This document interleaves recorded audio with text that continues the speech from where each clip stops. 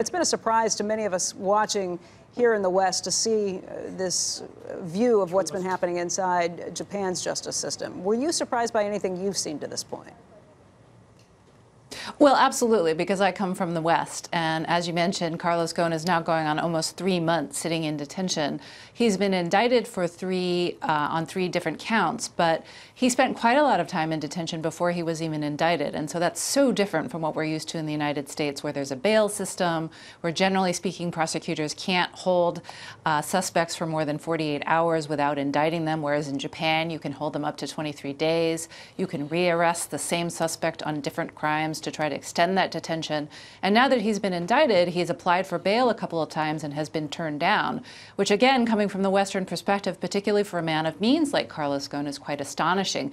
When I was reporting on this story, I looked back up what had happened to Bernie Madoff, who's arguably the most famous financial criminal in the world, and he was out on bail the day that he was arrested.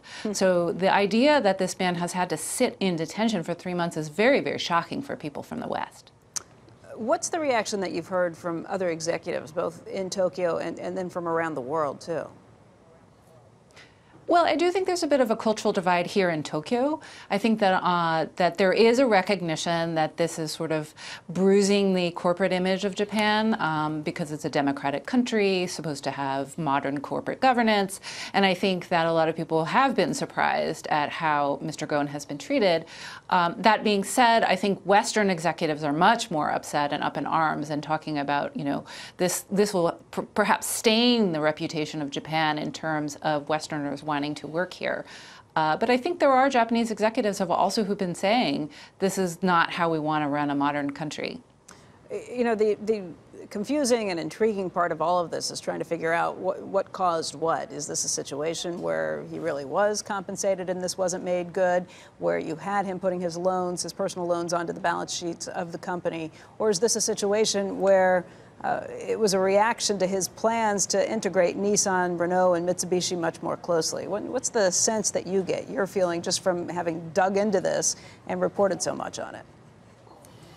Right. Well, I mean, it's almost sort of a Shakespearean story inside of Nissan, which we haven't, frankly, gotten to the bottom of yet. But there does seem to have been a lot of power struggles, and there had been some building resentment. I think on two fronts. One was Mr. Ghosn, there was a lot of power that was concentrated in him. He was at one point chairman and chief executive of Nissan and Renault and Mitsubishi. He stepped down from being chairman of Nissan in 2017, but he still had a lot of power. The other area where at Nissan there was concern was there seemed to be this fear that even though there was this solid alliance between Renault and Nissan and Mitsubishi, the Japanese side was fearing closer collaboration and resenting a little bit closer collaboration with the French side, partly because they felt that they were the stronger brand, they had stronger engineering and technology, and they felt they were unfairly having to share it with their French colleagues. So what happens now? Phil was just saying that the head of Nissan is set to be meeting with the head of Renault, who's on his way, I guess, to Japan to meet with him.